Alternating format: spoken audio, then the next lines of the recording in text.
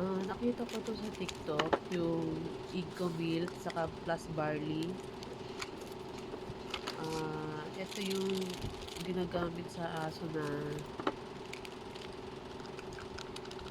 matamlay siya, tapos nawala ng gana kumain.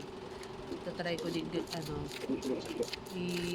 sa baby ko kasi nawalan siya ng gana eh. Tapos naging matamlay siya. So ginawa ko na, binalunggay ko na siya. Kumakain naman siya kaya lang konti-konti lang. Tapos meron ding time na ayaw na talaga kumain. Puro gatas lang yung niya. So, ayan, tinanaw ko yung Eco Milk saka yung barley. Pinati sa tatlo. Pantay yung niya, yung sukat niya. Tapos,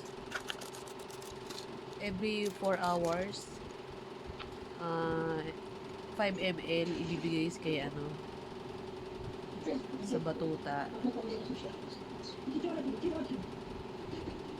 Sana umepekto.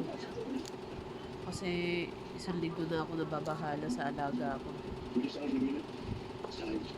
Tapos siya, nag-LBM siya. Kaya sana maging maganda yung resulta.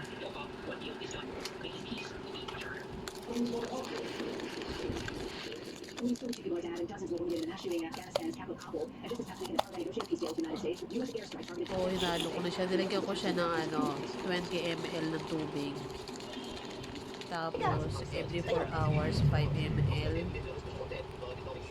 Ayan, tinry ko na po sa kanya. Nagustuhan naman niya yung lasa eh.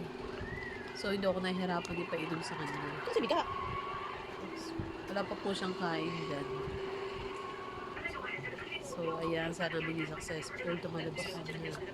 Sana makabawi ng lakas.